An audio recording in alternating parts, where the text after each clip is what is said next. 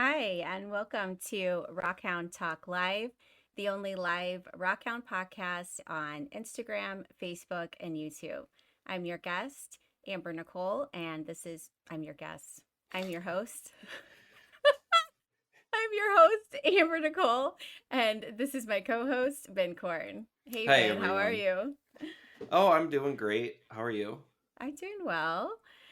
Excited to bring our new guest out tonight. And learn a bit more about Montana minerals and agates and her lapidary work. So, how have you been? Yeah, I've been great. Just trying to do some winter stuff, clean up around the house, and I just organized like a ton of my rocks, which is always a huge undertaking. So, I'm really happy to like finally have that done. I actually finished getting everything into my fluorescent display case, which was really nice because I had used that for our Mineral Club show back in September. And Yes. so it's just sort of been sitting in my house empty for like a few months. So finally able to get that together, which is really great. Yeah.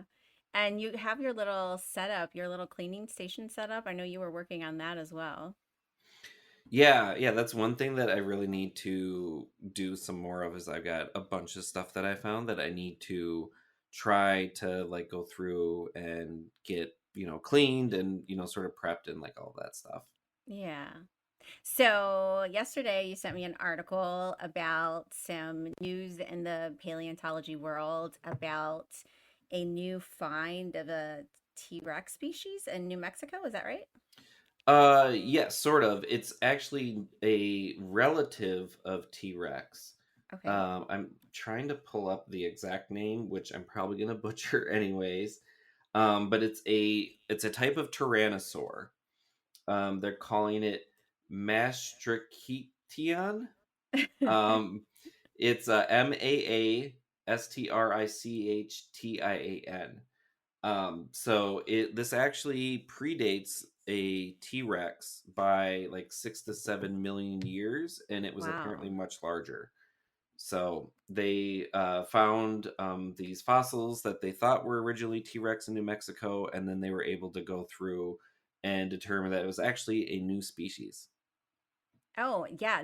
And that was, what did you say, 6 to 7 million years before the one that we previous knew, right? Yeah, 6 to 7. So Six it to seven. was, Yeah. That's a long time. yeah. So they think it's like 73 or like 70 million years ago, Wow. which is before the T Rex. And then we were talking, you were saying that we as humans are closer uh, to the T Rex than Stegosaurus, correct? Yeah, it's one of the sort of common misconceptions that people think like all of the dinosaurs that they see in movies, or maybe they've seen some of the like famous, like fossils or even some like dinosaur cartoons. People think that the dinosaurs like all just sort of live together, and that's actually not the case. So the Stegosaurus lived um, further away from the T Rex than we actually live right now to the T Rex. That's So incredible. yeah, so one of the things that I was just reading about trying to get my, like different periods right and everything was there were Stegosaurus fossils when T-Rex came about, which That, is kind of crazy. yeah, when you think about, especially with the inaccuracies of the movies, it doesn't seem quite right. But it is interesting that there were already on the ground fossils by the time T Rex came. That's that's unbelievable, actually. Um, and then what were we saying? What else we were mentioning that um oh, did we confirm with the did we mention what period? Oh, the Cretaceous. Yes, you did mention that. Yeah, they're Cretaceous. So Yeah. yeah, and if like I've mentioned too, there's some really cool spots in Montana that you can find some dinosaur bones. I've actually found T-Rex bones myself. I didn't get to keep any of them. But there's some really cool places. It's the Hell Creek Formation in um in Montana. Yeah, and you know what's actually honestly something really cool that I learned, which we'll dive more into when we have Chase Pipes on our show later this season, which is exciting. He did an episode on maybe it was a few years ago on his YouTube channel, and they were talking about just how like there are literally just an insane amount of dinosaur fossils such as like stegosaurus, just all over, just sitting and like breaking down from weatherization that, unfortunately we can't collect, legally. But and kind of just how unfortunate that is that there are so many out there that we aren't able to collect, that we can learn from, and just there's enough for like all of us to have. Like that just blew my mind, because when we think about dinosaur bones, I don't know, I just think about like, in my mind they just seem so rare to find. So it's Yeah, interesting. there's actually a lot of spots. I've talked to some of the people in Montana that they've said, like they'll find dinosaur bones on like the BLM land, and they'll talk to like the BLM office, and they'll say like, "Hey, like I found, some bones. I didn't touch them. Here's where they're at, like all that Right. kind of stuff." And then they kind of go, okay, like if we can get someone out there, like we'll kind of get to it. But a lot of times they don't, because if it's not something that's like a significant thing, there's not really a reason to go out there. It's sort of like if you ever go to Dinosaur National Monument in Utah, there's sort of a really cool um, display that they have where it's literally like the rock with all the fossils in it, Mm-hmm. and they just sort of have this huge, it's basically a huge wall of fossils. And a lot of people go and they go like, wow, like there's so many fossils and this is really cool and whatever. And I think what people are kind of missing is like there's so many fossils, and they've sort of gotten the information they need from them, and they're not like actively excavating them. Like Right, right. there's a lot of stuff that they just sort of like disappear. And I think it brings up a lot of like the ethical questions that people have too about like private, um trying to do like private lands and people being able to collect and um sell fossils and all of that. Mm-hmm. It's sort of tough because it's like there's a part where it's like, yes, people should be able to get academic information from them, Yeah. but if we don't have enough money for all of the people in the paleontological world to go out and collect these fossils. So what's going to happen? They literally will just turn to Yeah. dust. Yeah. So like, I Um, mean, we should be able to, within reason, be able to collect these without such restrictions. It's unfortunate. yeah, I yeah, just it's something that like I listened to a talk from, it was actually a British paleontology um uh, professor that was in Montana, and he was working with the BLM office out of Miles City, Montana, and they had okay. found, I don't remember what kind of dinosaur it was, but he had found this. They had been contacted by a farmer that said, "We have a dinosaur fossil on our land. We need someone to come and get it." And they had to basically run out there, get it in a jacket, excavate it, throw it in the back of a pickup, and like get it out of there. And they had to do all of that because it was in this gully. And if they didn't get it out that season, the rains would have come and literally just washed away the fossil. Oh wow. So there's a lot of, people sometimes think like, oh, like these fossils have been around for millions of years and they're just going to still sit around for millions of years. But a lot of times they're really fragile and they'll just sort of break apart and disappear if no one does anything with them. Right. Yeah, that's too bad. Tonight we will have Sally Bleck, a Montana miner and lapidary artist, on with us. She is does an amazing job with her cabochons. Just her lapidary work is impressive. I came across her on Instagram and was just really impressed with, like, you think about like the heart of a rockhound and just like that free spirit, exploring and loving the outdoors. Like that's Sally. Like she is like, when you think about a rock hound, that I just imagine her like she's such a diehard. So excited to have her on and to learn more about her. I'm excited to talk about Sally. Like Amber said, she's a huge rockhound lapidary artist, and she also does some really cool embroidery too. We'll see if Oh, she yeah. talks some about that too. So, Yeah. So let's bring her um, on in. Hello. Hey, Hi. how are Happy to be you? here. Good. How are you? Doing well. Excited Good. to hear more about your journey and just some of your Yeah. experiences. I hear such great things about whenever, I mentioned you or tagged you, reposted you, or just even like on some of my Instagram posts and comments from, followers of yours. Always such great things to say. So excited to learn more about you. So why don't you tell us a bit about how you became a rock hound? Tell us about your journey and how you've gotten to where you are today. Yeah. Well, I like to joke that I was never given a choice. My dad got into it by some older rockhounds that lived in the same town as him. And so from day one, I was just going up there or to the claim that he used to dig with them. And definitely when I was a little kid, I took it for granted and I like got tired of it and I'd rather be in town playing with my friends and I would still go up there with them. And then I got a little out of it in high school and got back into it post high school. I hear a lot about that from Hmm. a lot of rock hounds who started off young, that there's like this phase where they kind of just, it's not cool, it's not what they want to Yeah. do, and then Hmm. they end up finding their way back. And Hmm. I think that's awesome because it's obviously attributed to, parents that got you started young and how important that is to get your kids out into nature. So, like, whatever changes come in life, like, nature, rock hounding, whatever it is, outdoors, brings you back Hmm. in. So that's cool. Definitely. So you also mentioned that you were named after one of your dad's greatest finds. So tell us a bit about that. Yeah.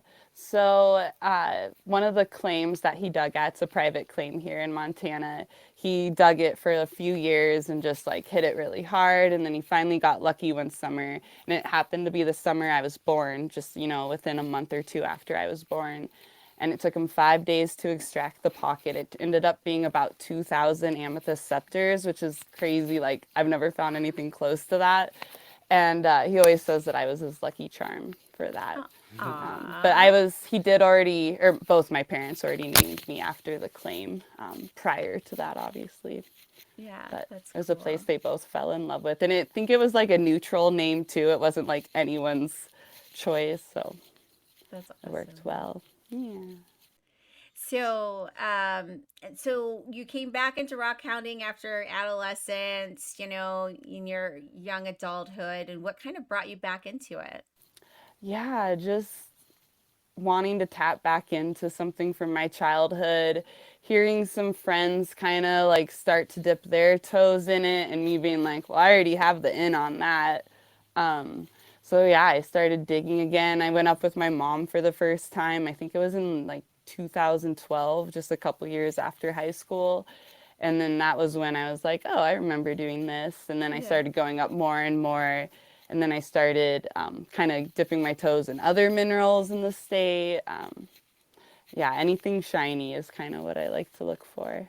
so what are Yeah. some of the minerals and rocks and things that you found in Montana? Yeah, some of my favorites have been amethyst, of course, and then smoky quartz. I grew up digging sapphires too. That's actually the only mineral I've ever like beat my dad's find on. And then that's like always the goal is to like one up him. And Wait, then, real quick on your sapphire, like what was your yep, largest? it was a 13.1. That's I pretty Hmm. big. That's Yeah, 12 years impressive. old. Yeah, Well, it was actually it's a always the bucket. darn kids. It's always the Yeah, kids, and they don't even yeah. care. They're like, "Oh, okay." No. Well, and it's funny because you look at it and it's so big that your eyes almost, because they're used to finding smaller, and your eyes almost go over it, and then they go back and they're like, whoa, is that just like glass? And it was a sapphire, so that was really That's special. incredible. And then I like to get highlight opal and then some agates, of course, and calcite. We have some fun fluorite in the state. Um, Yeah, tourmaline, sorrel. It's like everything great. Yeah, it is everything in the So state. let me ask you, just in the minerals that you just mentioned, and you say the state, it's a big state. Are we talking like a wide range where you're finding these minerals? Is there like kind of a general location? No, not at all, I wouldn't say. Because even the quartz, we have more than one batholith, so you can get, those can vary a lot, at least like a few hours apart.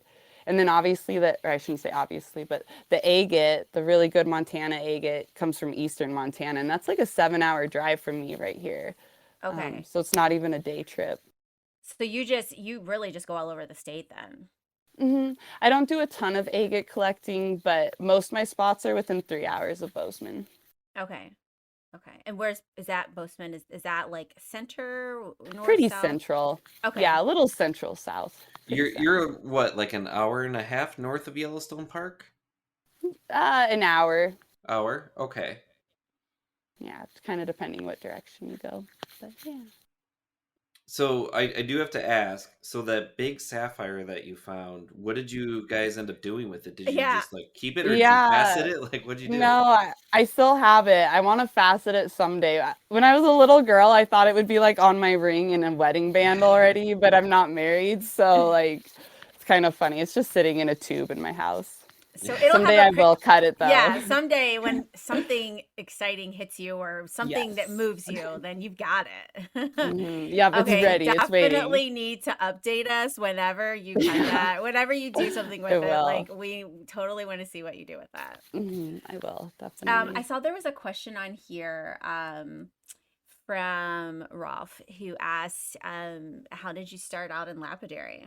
Yeah, the same thing. My dad's mentor, his name was Leland, and he did a lot of lapidary. So my first kind of like introduction was just all these old guys in the Rockhound club, like bringing what they made. I got this bolo from one of them, not Leland, another gentleman, when I was really little. And so I still have that to this day. When I was 14, I went to a camp in Du Bois, Wyoming, and I actually learned how to do lapidary there. And that's where I made my first like belt buckle and pendant, and I made a pin for my mom.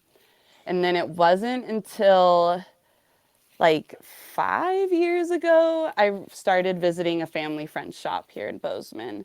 And I would just go over like once every 6 months, even, and just kind of play around. And then a year ago, they invited me over and wanted to really like teach me more and more how to do it. And so I just kind of dove right in. And I how got a old are lot of you? my, I'm 31, so I did that, You started when I was 30. oh, just the lapidary in the last year. Yeah, well, I Wow. started publicly selling for Okay. 1 year. Yeah, Okay. and then my first like was when I was like 13, 14. Okay. Okay. I was gonna say because you do really well for just 1 year experience. Yeah. No, I've been, and also I think just being around the material my whole life because I've seen agate forever. And it's Yeah. kind of funny because we always, like, my dad was into amethysts and sapphires, not agate. So we weren't going to go drive, that was 9 hours from us in Helena Right. You mean for when that when you we could drive an hour for like r- amazing amethysts. right. Hmm. Totally can understand that. Yeah. Yeah. And now most of your lapidary work though, is that mostly agate though? Yeah, I'm making my niche Montana minerals, so I cut a few other things, but I'm not finding a ton of other people cutting just Montana agate. There's a Hmm. ton of like turquoise cutters and a lot of like jasper cutters. So I am just focusing on Montana agate since no one seems to like be selling a ton of that. Yeah, they're Not on so the pretty. Instagram world, I should say. Yeah. So you did mention doing some rock hounding like with your dad. So I did want to bring up, so we got some photos that you had sent. Yes. Yeah. So what tell me about these photos. What are these? Yeah, so those are both from the claim that I grew up digging that I'm actually named after. The one on the right, it used to look a lot like that, where it was just like a few mounds of dirt and really forested, and now it's just all dirt. Oh It wow. looks a lot like, if you know of Crystal Park, it looks like that now. And then the photo on the left is my dad would bring up, or he would let me bring my friends up. So that's me and a friend behind him in a hole. And I think a lot of the, like, his digging with a little kid was me, like, bugging him, asking like, "What's in there?" Like, I'd always ask him to put dirt in the shaker so I could like get all the crystals out. And I don't think I realized like how much hard work he had to do that to let me have the best part. But he did. He always shared that with me. Oh, that's great. Yeah. And then that top left photo, that gentleman in that is actually Leland, and he's the guy who got my dad into rock hounding. And he actually passed away about a year and a half ago, and Oh, he left all his like rocks and a lot of his lapidary equipment to me and my dad. oh So wow. like a lot of the agate I use came from stuff he collected, and so it's been really special working through it. And that photo on the bottom, then, is that just like you guys having a picnic next to the creek? Is that the creek We're that? gold panning. Ah, Oh, So that's, okay. yep, that's a different spot. When I was a little kid, my dad was really into gold panning. And then when I got a little older, I mean, crystals took over and sapphires. And so I actually have like never gold panned as an adult, but we used to do it when I was a kid. And then that top right photo was just a random dig in the Boulder batholith. Okay. And then is this your shop that you have? Not my shop. It's my mentor's shop. It's a family friend, and they've known my parents longer than I've been alive. They know them each other through like the rock hounding community. They were agate hunters who wanted to get into crystals and sapphires, and they bought a sapphire claim. And so my dad helped them dig it and kind of taught them kind of the ropes in that realm. And so they kind of took me under their wing and have been teaching me agate. So it's been fun to watch that go full circle. But they have an amazing shop, and the amount of thought that it's a woman and a man, and the amount of thought that they've both put into just curating like where things go just shows to like how many years they've spent like working in a shop. Just like they even have machines tilted so it's just convenient to like work in them, and things I would have never done like without their leadership.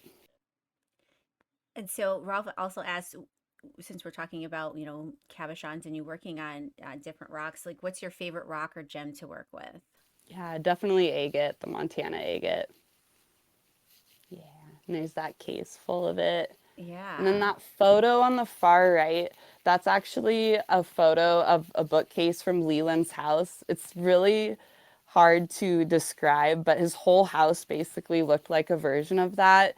So when you talk about like a true rockhound, someone who like breathed, slept, like Uh huh. all they cared about was rocks, that was Leland.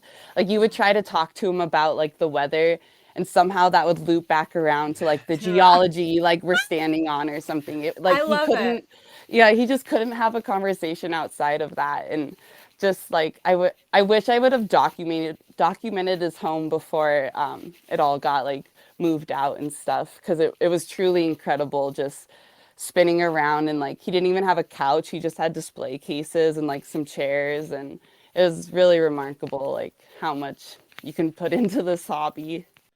So were Yeah. those all like USGS reports and like just rock hounding books then? Yeah, so it's was a combination of books he's collected throughout his 80 years slash every single article that had anything to do with geology throughout his entire lifetime that he came across in any of his readings, newspapers, like Life magazines, he cut out and put into those books and had them oral categorized. So he had books on North Dakota, he had books on Mississippi, he had books on Wisconsin, and it's all just like filed into these like really organized literature. And it's so amazing because I'll look through them and I'll find articles from like the 40s, and Oh, wow. deposits that like people have kind of forgotten, and it's a Right. really wonderful resource and it's like kind of Yeah. this little treasure trove that like the world never knew about but just existed. That's incredible. And these look like some just different crystals and things you found. So Yeah. where are these from? Yeah, those are all actually three different locales. The two photos on either end, one is from the Boulder batholith and the other is from the Pioneer batholith. So the Pioneer batholith would be Crystal Park, which is very famous here in Montana. And that's actually my biggest crystal find from that location is that photo on the right. And then that middle guy is just some calcite from here in Montana. So, I was going to ask, are these locations private or are they public? The Boulder Batholith one is private. The other two are public locales. And I think you sent a video of the crystal. I did. Let Yep. me let me bring that up. Put all your strength on it, the whole thing wiggled. Yep. Oh, jeez. This is so cool. My friend's sighing because I told him to dig there. But this was when you were digging out and then you just found it. Oh, It's so oh, look at that. Yeah. It's like as That's big as sweet. Oh. Oh, And that was a smoky quartz or amethyst? Yeah, no, Oh, smoky smoky. quartz. Oh, gosh, look Yep. at that. Oh, Yeah, it gorgeous. weighed in at 2 pounds, which was really cool. And then it had Nice. a little sidecar right next to it that I had extracted just like moments before that video. So tell me, when you're digging, for example, for quartz crystals like that, what are some of the indicators that you're looking for, before you decide like this is an area where I want to start digging? Yeah. So at that specific spot at Crystal Park, it's an alluvial dig. It's a little harder. There's still pockets, but it's a little more like luck Okay. and then hard work. Like the more dirt you move, the more you're gonna find. I Yeah. will say at that spot, um, a lot of people get so worked up, or not worked up. They get so like gung ho on digging into a wall, when a lot of times like the reason why that wall exists is because there was something good in front of it that someone already dug. So maybe instead of going past where they were, dig down. Yeah. Yeah, Because yeah, that's yeah. how I found that rock. So I always start like any hole I get in, I usually like take out another foot or two under me and then I Okay. go in. Okay. Just because I don't know, you never know like So if you're they're going, just extracting it, they yeah. could have been on something good and they just went over instead of Yeah, searching a down. little Yeah, yeah, more. yeah. hmm Yeah, that makes sense. But if you're in the Boulder Batholith, there's a lot more hard rock digging, and there you're just looking for pegmatite, Okay. anything exposed, looking for shards on the ground too, and all of that. And these are some other photos that you had sent. So is the one on the left, is that you like at a show like selling some, I think some of your embroidery?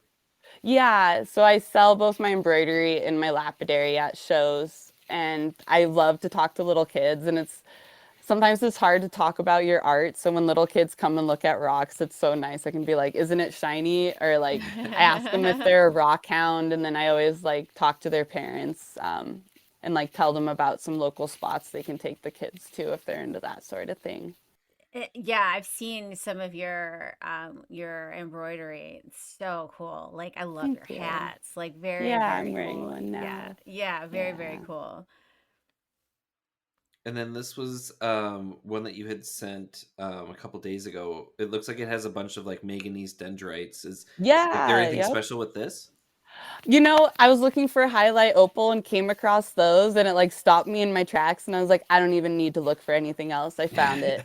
Um, it was just fun. I've never seen ones that big and it just like I know they could exist, but I've just never seen them in person and I was just like, they do exist. So it was really fun to stumble upon. I was also at about, gosh, 95 to 10,000 feet. So we were up pretty high on a ridge where it was. Okay. Yeah, I actually found it was some manganese dendrites in it was in actually a tailings pile in Montana in Okay. the, I think it's Castle is like the ghost town that's up there. But there was Okay. an old copper mine and I was going through some of the tailings and I found a piece, I mean it was like at least a foot like long like piece Sweet. of limestone that has just these gorgeous just dendrites like coming up. It was pretty cool. Yeah, they're so fun when you find them. Yeah, there's so much out in Montana to just hmm explore that like I'm a little jealous. Like I try and make it back to Montana once a year, but I know like where you're at, there's just so much to do. Do you have like a favorite spot then that you go to a lot to try to find Oh stuff? gosh. I don't know if I go there so much, but my favorite spot would be where I'm named after for sure, just because I've been going there for so long. But uh, yeah, just court spots are probably my favorite. Yeah. Do you ever collect fossils, dinosaur bones, any of that You good stuff? know, I never have. But I've been up to like Malta and on the High Line, and then even eastern Montana. Well, I stumbled across a deposit of fossils once, and it was pretty high up in the mountains, and I can't tell you where because they're like my spot. But my friend found an ammonite up there, and I was so jealous. What? And it even had a little of like Stop that it. opalized sheen on it. Ah. And I've been back there a few times and haven't found anything close to So that. so how big was it? Because I've seen people in It Montana was find like little. small. Okay, because Yeah, it was we little. actually had so I went to my undergrad at Rocky Mountain College in Billings, Montana, Okay. and Nice. they had in the basement. I guess it was like the world record for whatever species of ammonite it was, and it was on a pallet, and it took up the entire pallet. And Okay. I was like, Damn. I had like just imagining that creature just floating in the water, just going along. I'm like, I just can't even imagine like something like that. That's crazy. And But someone with water fears like me, I don't need to know those things existed. So you don't, Yeah. I take it you don't like do much like panning or any kind of stuff like that then. Okay. No, no. I'm an alpine kid. Yeah, yeah. so you did have one other video of some quartz, I think. Yeah. So where was this from? This is digging with my dad at where I'm named after that private claim. This was just this Oh. last summer. So every year for his birthday, we dig around like his birthday. And that was just our daddy daughter dig from last year. Okay, and those look like it's a bunch of smoky quartz that you're Yeah, pulling out yep. then? And that's a fun video too, because I always call it kind of a peanut butter layer, and you can really see how it's like that really clay layer where they're Yeah. popping out of. Yeah. And so that's actually a good indicator. Whenever I see that layer and it gets a little more clay-like and Yeah. sticky, I Yeah, just peanut follow butter. Yeah. that. Yeah. Hmm. It's very similar like that when I've been digging and in New York for Herkimer's. You can see kind of like a little peanut butter, kind of sandy, clayish kind of consistency, and you want to keep staying there and digging for sure. But you're going through hard rock, right? And you're just Well, no, following that there's seam. some Not at alluvial. that point. Well, there's Okay. alluvial deposits too. So yeah, so it's a mixture of both in dolostone and in the soil as well. Okay. I think most people associate the mining there with the hard rock, but Mm. there are some mines that are like anomalies, like dirty diamond diggers, that you just literally dig into the dirt and then get into the clay and you're just like pulling out these gorgeous crystals. So they do have both. Cool. It is fun to just wipe the clay off and really see that like And then you see window when that it little shines. window, Hmm. that faceted part. You're just like, oh. Yup. Yeah, I get that a lot too. Even just like in Montana looking for agates where you see something that you're like, I think this might be an agate, and you like flip it Hmm. over or start digging it out, and then you're just like, oh, like this is like way bigger than I thought.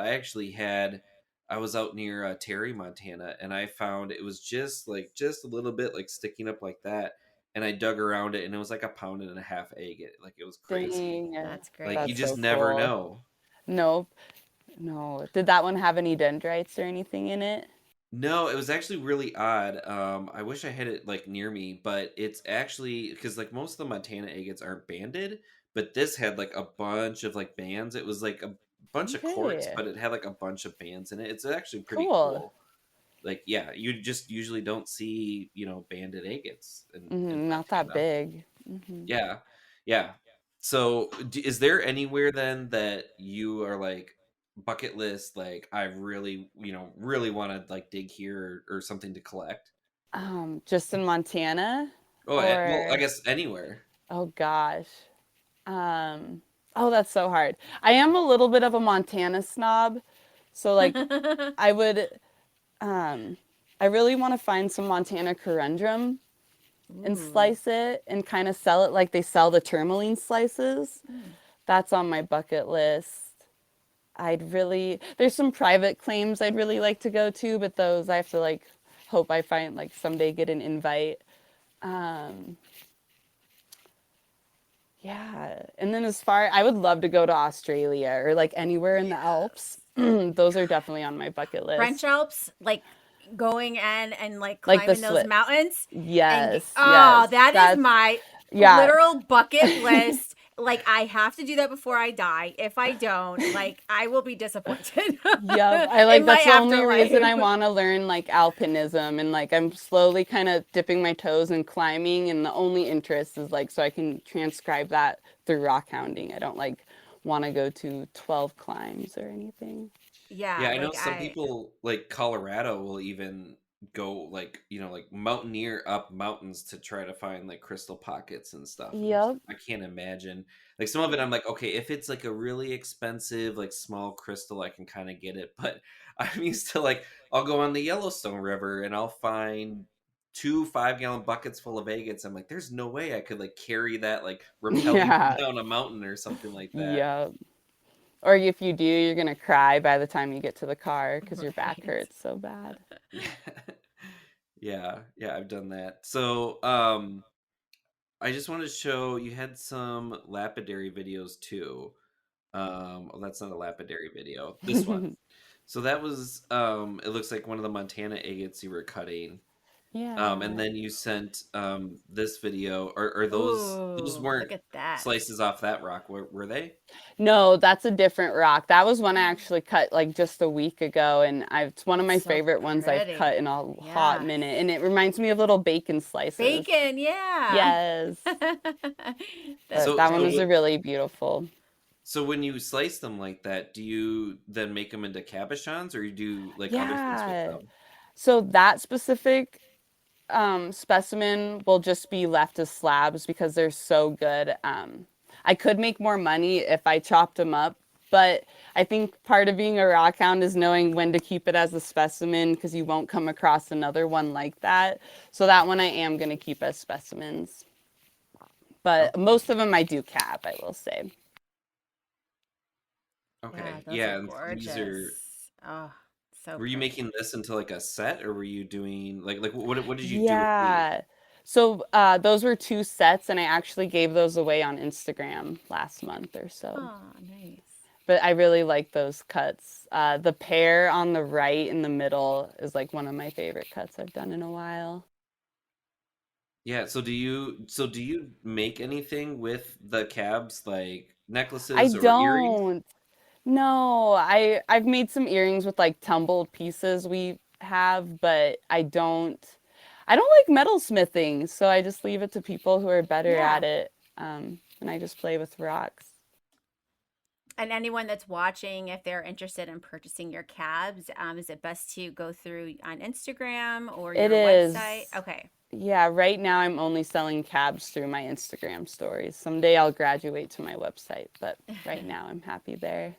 And your Instagram is Sally Ann Creek Co.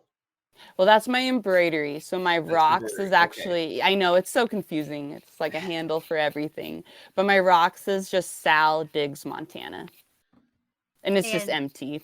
you are you on Facebook if someone doesn't have an Instagram? Right? Yeah, I do Yes. have a Okay. Facebook page and it should all cross over and like all my Okay. stories should post Yeah. both places. So Okay. So you mentioned when you were sort of starting to learn, or maybe it was with your dad or something, you mentioned something about a club. Like, is there a local club that you're involved with? yeah, I'm still a part of the Helena Club where I grew up digging. But Bozeman has a club. Almost every town in Montana has a club. I need to get more active in the Bozeman Club again. But Okay, yeah, I know. I actually was just seeing. I read that I think Great Falls, Montana, is about to get a club. They're looking at starting okay, one. Um, interesting. and then actually, one of Amber's guests from season one, Eddie White, Oh yeah. who does Okay. guiding and things for Yep, Montana yep. Agates, he actually had helped start the club in Miles City. Yep. So I don't know him, but it's a small like Rockhound state, so I know of him. But Hmm. yeah. He's like one of the few people who does like guiding rockhounding trips in the state. Yeah. yeah, he's got some really interesting stories because, as I'm sure you know, some people are very protective of their Yeah. spots, Yes. even if Oh it's yes. just public land. So he's got Mm-hmm. stories of people getting really upset because he takes them to gravel bars in the middle of the river, and people for some reason think they own They it, own the which river. Yeah, it's yeah, and in Montana, anything up to the high water mark is considered the river. So Mm-hmm. it's nuts that anyone would think something in the middle of the river is their, property that they have some kind of control over it. But it's also like it's public, and like why would you not want people to Mm-hmm. get out and enjoy it? And yeah. I mean, not to disparage Montana agates, but they're Mm-hmm. one of the most plentiful agates I've ever run Mm-hmm. across. If Yeah. anyone out there wants to find agates, go to Montana because it is almost impossible to not find agates. They're everywhere. Well, that's refreshing to know because I've not made it there, so I'm glad to know that. Yeah, they're not running out. And that's just one of those like egotistical personality things because you run into that with crystal digging too, where Oh like in the yeah. Boulder Batholith, like there's digs right off roads and people get very heated, or there's drama about like someone says they're going to claim it and they put a sign up, but like the paperwork was never Never did. submitted. And stuff like that happens like more often. And It's so when people crazy. get like that and they like sometimes it blows up bigger and more people hear about it, it just puts like a bad name for the whole It community does. instead It of does. It does. just like And highlighting. it's interesting that you say that because just whether on the show or in private when I do like pre-interviews, like it's so crazy the like kind of rockhound drama pettiness that literally happens in every state, every locale within the state. Like I mean, I live in the Great Lakes area and like there's like drama about literal rocks on the beach. Like it's the beach. Like there's this is a beach that like you don't own the water, you don't own the Hmm. rocks on the beach. Like and it's like Yeah. these are just rocks, guys, you know. So but it's like but you know that blows me away. We're talking rocks, but you know when you start talking about some of the minerals that can be very pricey, Hmm. not that I think it's okay, but I can see where some of the pettiness comes in because you're talking about, you know, money, you know, in terms of the quality and the price that some of these things go for. But like something is like agates, not that agates are expensive. I'm just saying, but they're rocks, guys, that you find on, you know, on the side of a creek, a river, a lake, you know, it's like Yeah. relax. Yeah, I've Well, I've I've seen stories on some of the like different mineral groups on Facebook of people saying Oh, they were out looking for the fluorescent sodalite in yes. Michigan, It and gets someone so was on the nasty. beach looking with their flashlight, and they said, like I want to respect them, and so they went, half a mile ahead of them, and the person got upset because they were, like in their lane and trying to get ahead of them to get all their rocks, and Oh it's like my they lord. are everywhere out there and they're not that valuable. Like No. despite what some people think, like they're They're really just not that rocks. expensive. They're And just like rocks. for people to get so worked up and not also just like want to share the hobby with people, like people Yeah. are clearly there because they also like it. And instead of Yeah. being like, hey, like what are you doing, like what light you're using, like what have you What? found, whatever, Yeah. they're just like they choose the whole like I'm just going to be negative and you can't be here even though it's a public beach. And I guess I Yes. don't understand that like mentality of like Me either. trying to control the hob like gatekeep the hobby and the Gatekeeping. spots that are Ah, hmm public. that's the I worst. I think part of that too is just like not being taught otherwise. Like some people have no excuses, but I see a lot of young people just in Montana who are like getting into digging and they want to be like these influencers, or they don't want to have like their claims right away and they haven't put any time into like maybe learning ethics or just like how to even file a claim, and then like watching them get mad when someone like leads them astray or like takes over their dig because they showed the wrong person. Yeah. So I think yeah, just like, but like you said, if you're not talking to fellow rockhounders on the beach, then you can't learn those things either if you're Yeah. new. Yeah. But Like that is it's like the so gatekeeping. yeah, community is so important to the foundation of this hobby that I mean it to gatekeep or to have that kind of mentality just really tears down kind of the important aspects of why people not just because we love the rocks but you know the experiences and the connections that we make that are special. So Yeah, it's good to Yeah, hear that we're all on the same page. we've talked about mineral clubs, and those are a great way to like learn some of those things and also just find out about new locations. And one of the things I was going to ask then, so if someone like sees all the crystals and things, and I know you mentioned that there's some locations that you go to that are private, like what are some spots that you would recommend like people go and check out in Montana? Like I'm assuming Crystal Mm. Park might be one. Yeah, that's definitely like by far number one. So you can buy, it's $5 per day per person to dig there, and you can spend all day. It's out of service and there's no ATMs close, so you do need to make sure you have cash on hand. But it's super affordable. You're guaranteed to find a crystal. It's huge. There's lots of people there to talk to if you are a newbie. Go find someone who looks like they know what they're doing and say hi. Most of the time, everyone's really nice up there. And have And you been there and found like good like crystals then? yeah, so that big one is from that location in that video. And then I've never found like amazing, amazing amethyst there, but I have found hints of purple and some scepters. But it's a really cool locale. And it's another alluvial locale, so you can just kind of dig and scratch. It's not like hard rock mining, so it's a good introduction. And Hmm. then honestly, like agate hunting on the Yellowstone in eastern Montana, not in Yellowstone Park. I think people sometimes get that a little mixed up. You're not collecting inside the park. Yeah, and I've talked with some people too. Like they've actually looked at sort of the ages of the gravels that you can find Montana agates in, and the Okay. volcanism is more of the Absaroka volcanics, which is older than the Yellowstone volcano. So a Mhm. lot of people think that because there's the Yellowstone River and there's Yellowstone Park and the volcano, Mhm. and then there's agates that you find on the Yellowstone River. They think it's all interconnected, but it's actually the agates are coming out of the mountains in the area, those volcanic areas, and not necessarily from the Yellowstone volcano. So I think that's one thing that like a lot of people sort of misunderstand. But yeah, those are I really think that anyone that wants to get good at finding other agates, like I've noticed finding Lake Superior agates became a lot easier for me when I started going and doing more Montana agates because I used to live in Mm. Montana. And there's sometimes they're really easy to find. In Minnesota, because we actually do get Montana agates in Minnesota. Oh, They call them honey agates because they're like the clear, like white or sort of oh, yellowish color. And when Yep, the yep. sun hits them sometimes and you're out walking the river, they will literally glow.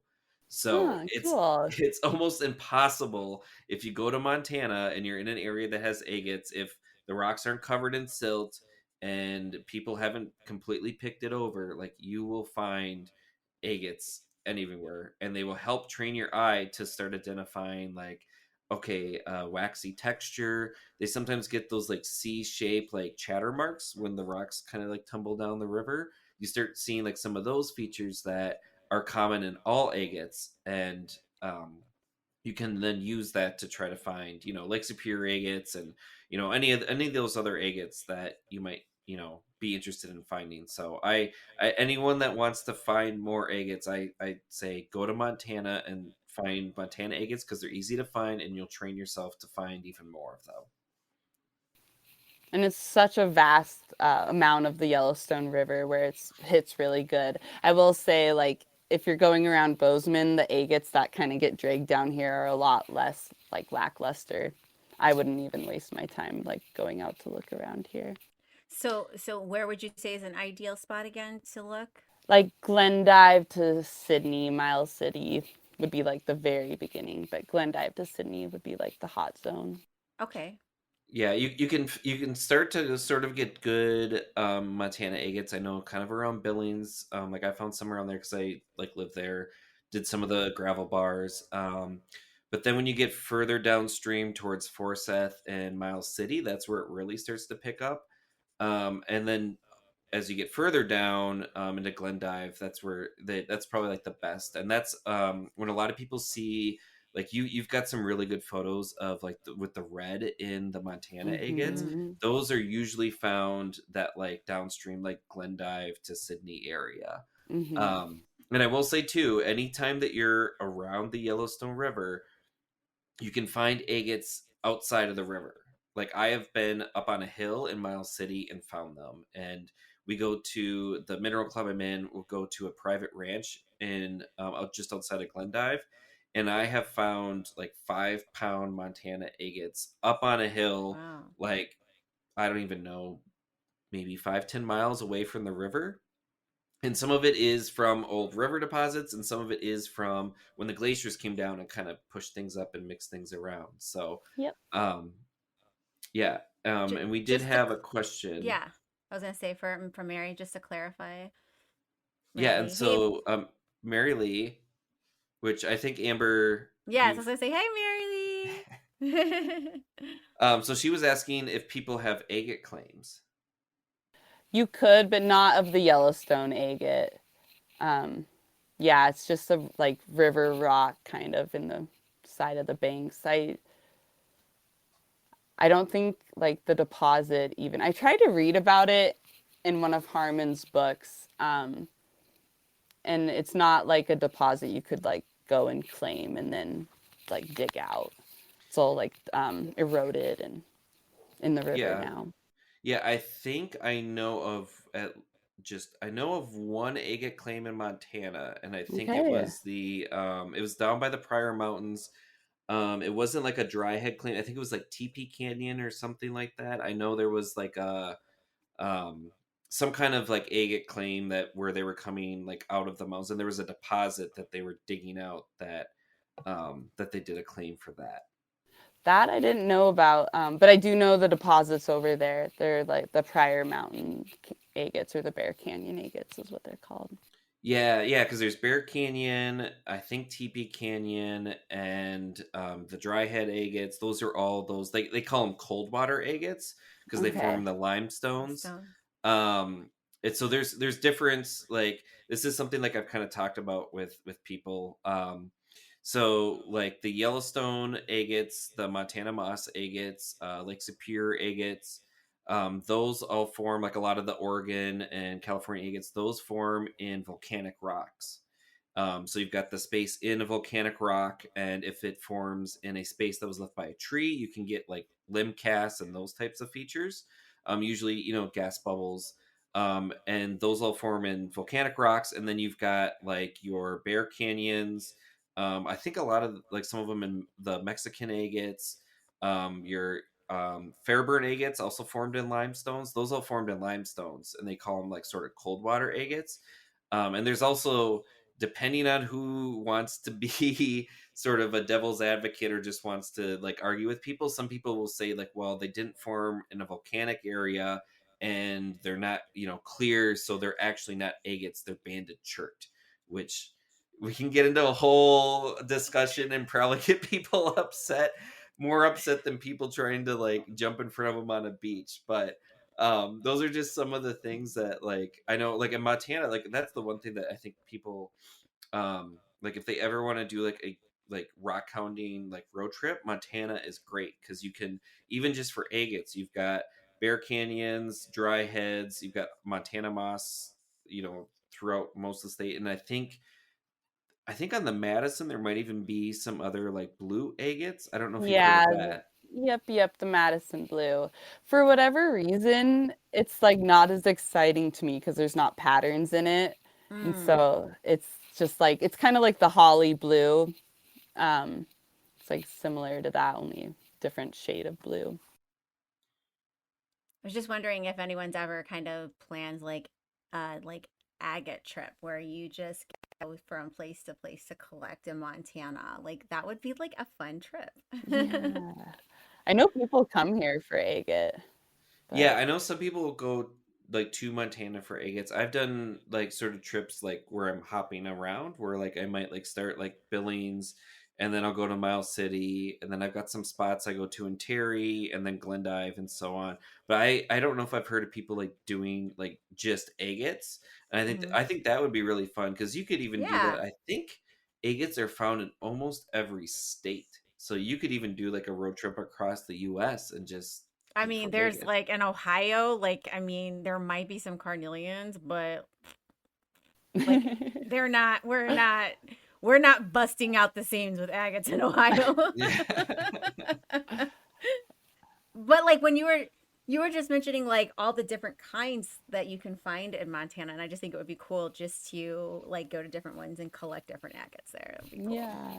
Yeah, you could almost start like, so I know Montana has a dinosaur trail. So if you're interested, there's I think like 9 or so museums across the state that are part of what they call the dinosaur trail. So you can go and Okay. see dinosaur fossils. And I was talking to someone, and apparently some restaurants started a Montana burger trail. So Oh, they've Huh. got like bars and stuff that are supposed to have like some of the like best burgers in the state that you can go and like try burgers. Because I will say, if you go to Montana, because there's I think 5 cows for every person in Montana, they've got Sounds about right. really good burgers, really good steaks. So yeah, we should start a Montana agate trail where people can go, Bear Canyon agate and different Yellowstone eggs. Like that would be cool. That would be oh, we just cool. had this comment come in. Um, Not sure of your name, V10 Dodge 87. But they found agates at 8,500 feet. Wow. Oh, Where in is the this? Bitterroot. In the Okay. Bitterroot Valley, yeah. Mhm. Yeah, I've Uh, known in near like the Yellowstone Park, they've actually like that was where I was doing research because I've given talks on Montana agates, and someone mentioned that they had found like a 30-pound Montana agate. Oh, But they had found it like up kind of like in the mountains. But I would guess that almost anywhere that you have any kind of volcanism, if you've got enough silica in the rocks that could leach into a hole, you could get an agate.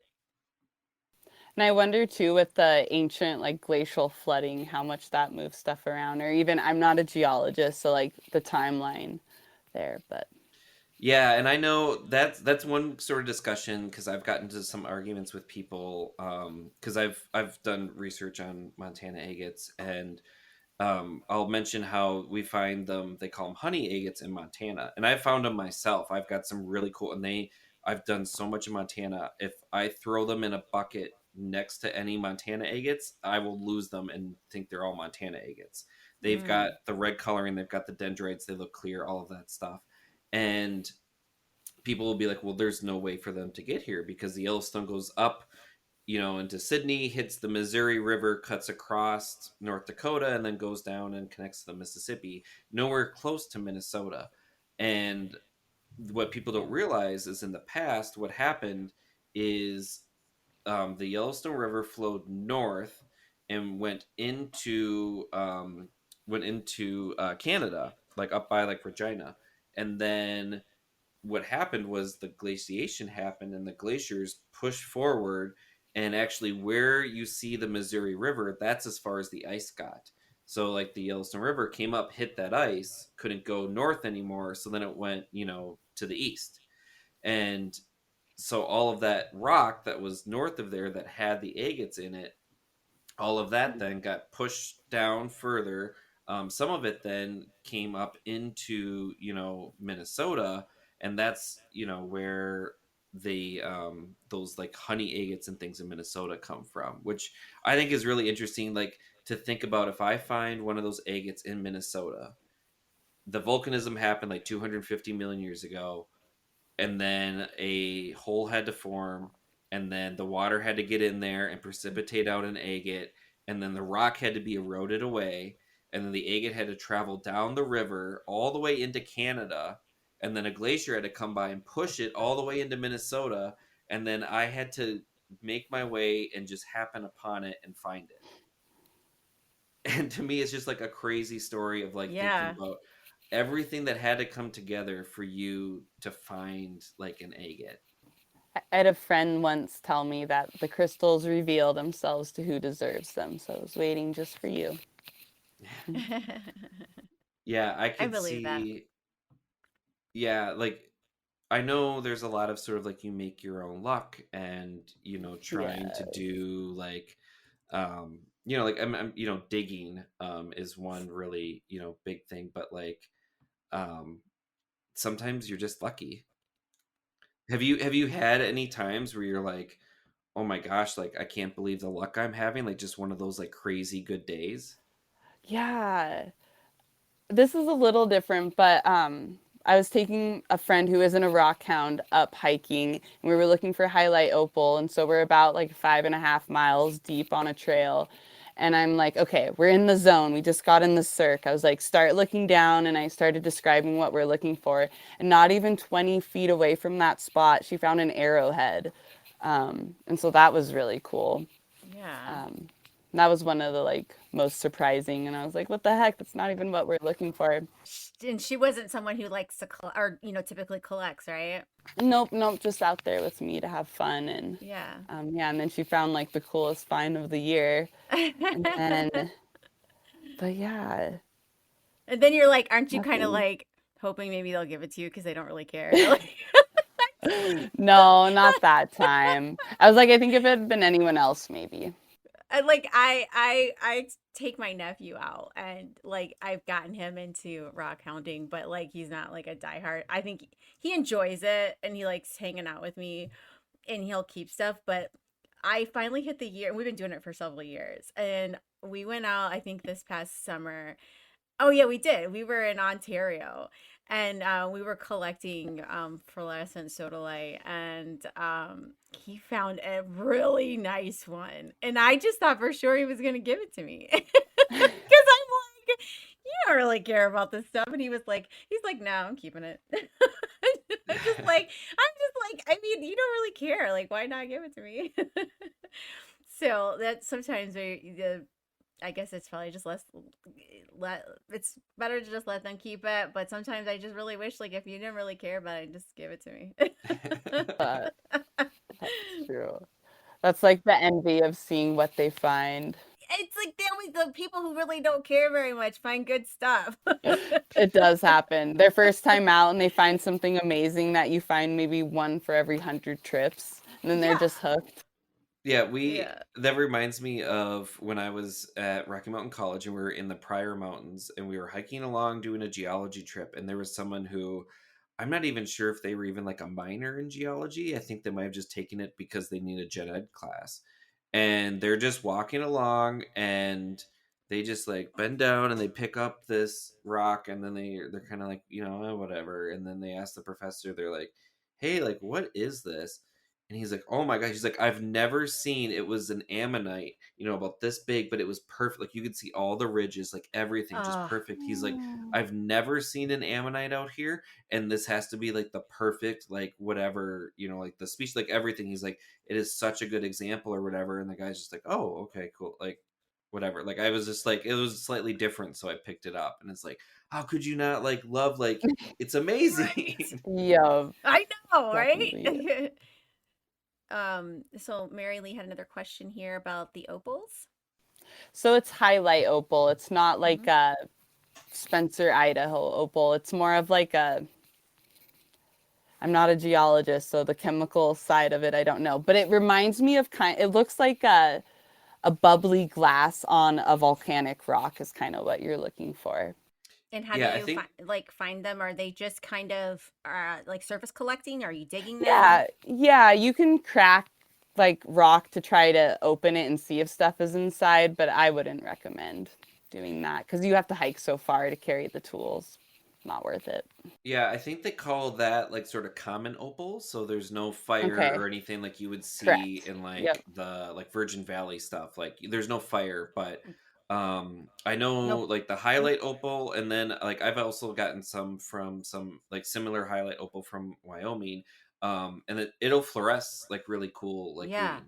So But there it doesn't is, have a no play of color though, right? Correct. Yeah. yeah, it's Okay. just sort of like a Yep. white sort of like It's milky. clear. Yeah. Oh, Yeah. Yep. it's Yeah. clear. Okay. Sometimes it's a little milky, but it's mostly just clear, and you would never like do lapidary with it. It's just specimens. Yeah. Yeah. Yeah.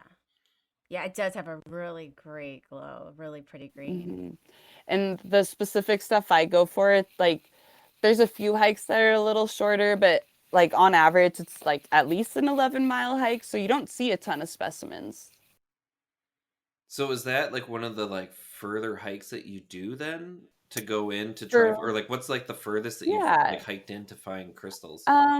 about 13 miles, but that was backpacking, and that was in Idaho. I've backpacked and rockhounded a bit, but that would have been the farthest. Other than that, like 5 miles in is like more than enough when you're carrying rocks out. Yeah, for real, for real. Because I didn't even carry that many out that day, and it still felt heavy by the time we got back to the car. So Yeah. the 13-mile hike, like what were you looking for? Was it more That like was quartz the crystals? highlight opal. Oh, Nope, the the opal. highlight opal. Yep, yep. In Idaho, I was looking for quartz. Okay. Is it the halite opal? Is that like is Montana like kind of considered a main state for that? Or is it kind of Oh, just like you hit or know, miss?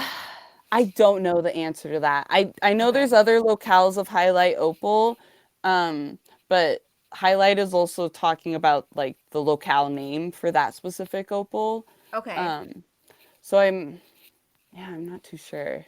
Okay. Yeah, I know if you pick up the like Rockhounding Montana book, I think they mention a spot for highlight opal in there. Oh, okay. It looks like the miners girl said Utah as well. Okay, yeah, Hey, sweet. miners girl. Hey, Carolyn.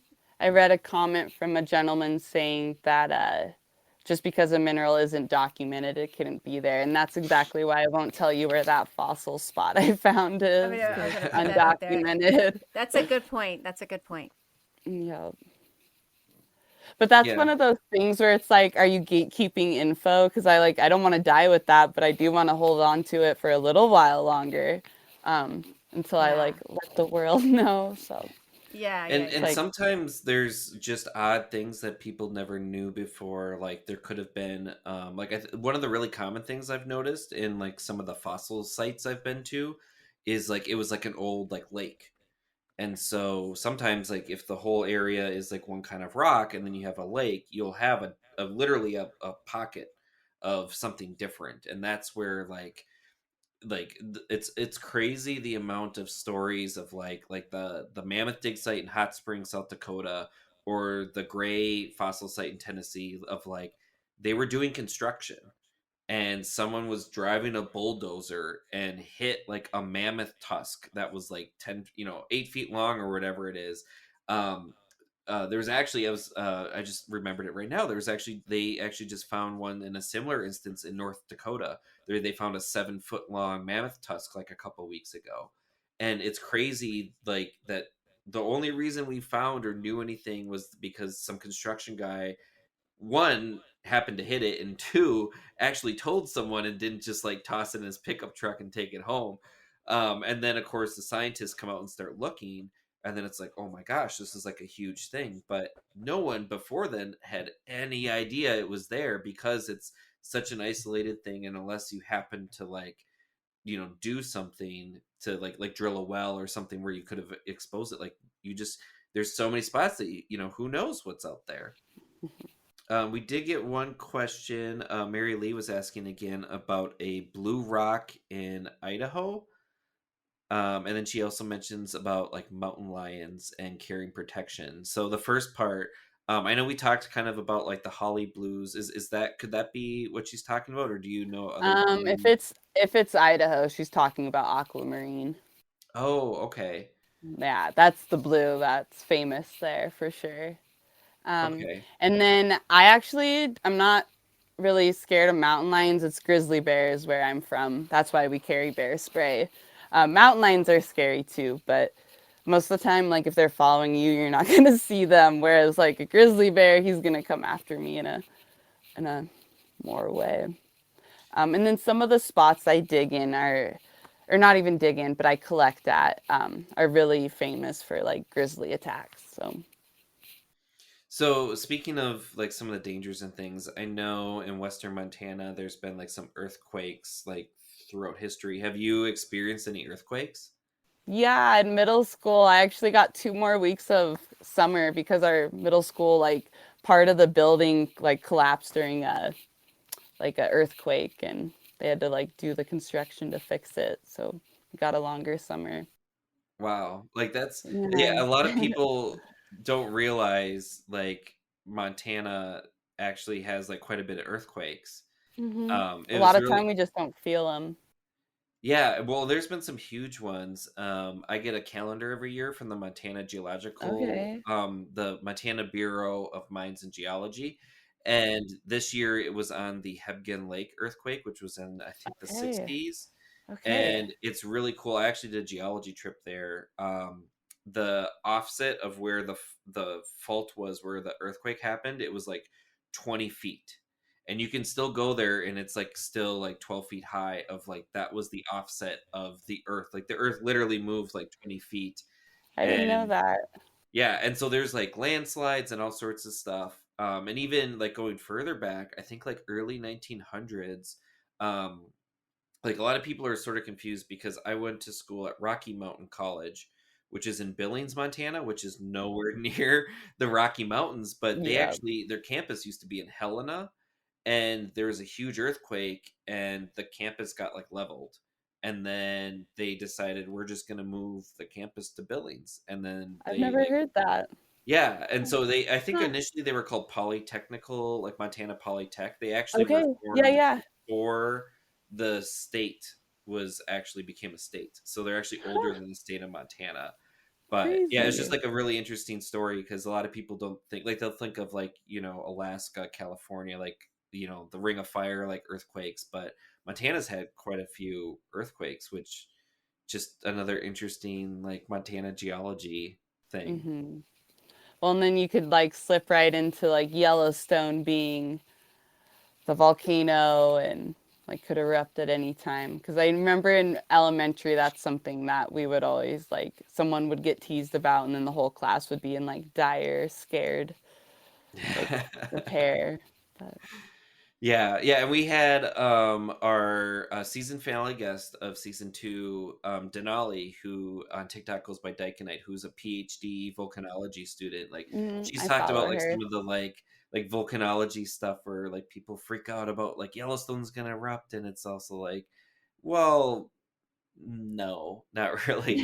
There's so many more like volcanoes, especially like in the Cascade region that are way more likely, like Mount Rainier, Mount St. Helens type volcanoes that would erupt and cause a ton of issues. So, yeah. Yeah, there's just, I don't know. I like geology. Yeah. It's one of those things, the more you know, the less you seem to know, because there's just like more avenues to learn in. Right. So, do you so I guess on that vein, like, is there a lot of research that you do, like trying to study the geology to try to find like new locations to dig? Oh my gosh. Yes and no. I have the hardest time reading geology books. It's such dry reading, and like the old records, like I could read the same paragraph 3 times and then maybe get like 2 sentences out of it. Um, no, I depend a lot on my dad, and then I've like all of Leland's records, going through those, and then like my best friend is my dig partner, and he's really knowledgeable, and he's had like amazing mentors himself. His name's Paul. He's probably like one of the other big diggers in our state. And yeah, just knowing people, and then just getting feet on the ground. Lots of feet on the ground.